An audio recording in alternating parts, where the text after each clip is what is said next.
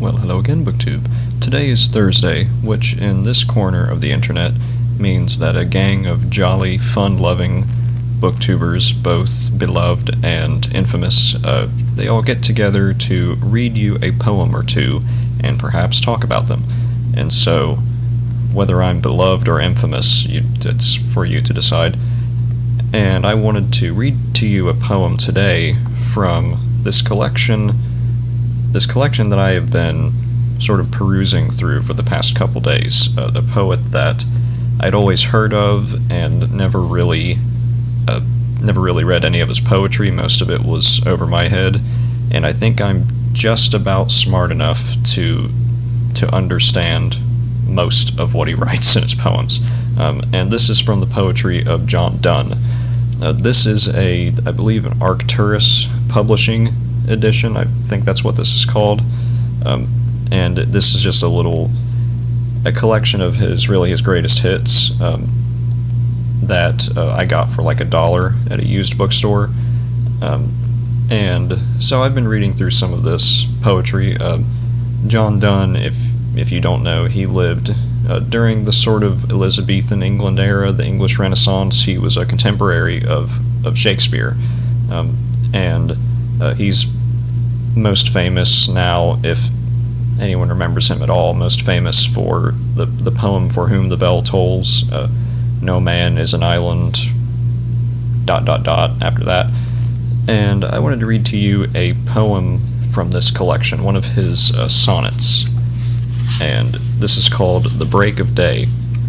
Now, if you thought I was terrible at reading regular poetry like Edna St. Vincent Millay or Longfellow, then just strap in for this. But anyway, this is called "The Break of Day." "'Tis true, 'tis day. What though it be? O wilt thou therefore rise from me? Why should we rise? Because it is light?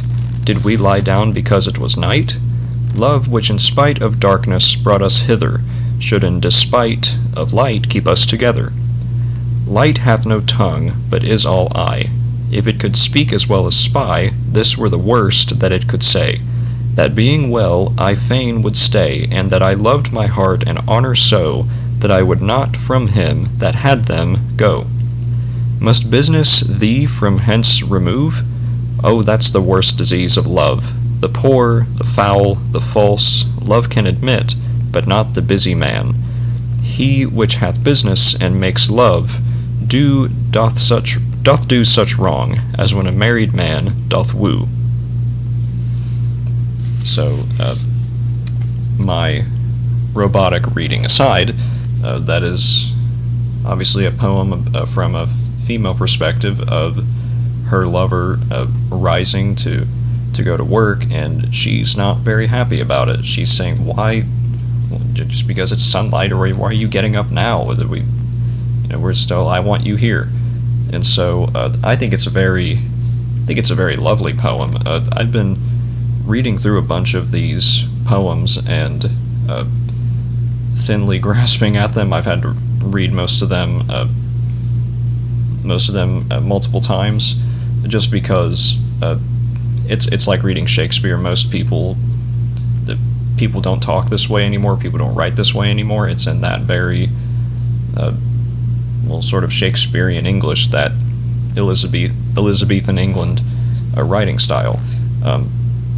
But it reads very well.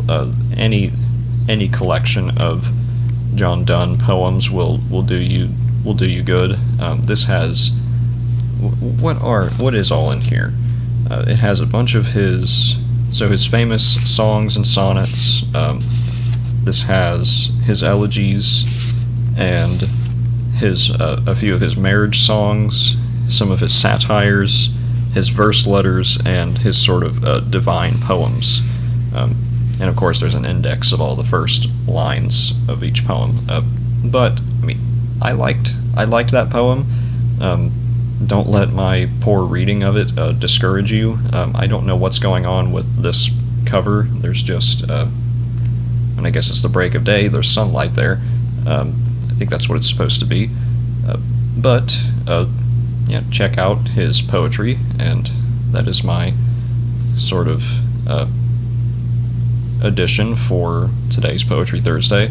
I will be on a little bit of a sabbatical. I'll be gone for the next about week and a half, but I will try to return making videos. I'm sure Steve Donahue will compensate by making about 300 by the time during the time I'm gone. So to those of you 5 or 6 people that watch my videos, don't be discouraged, and to the rest of you bots, you'll be fine. Guess I will see you then. So, John Donne.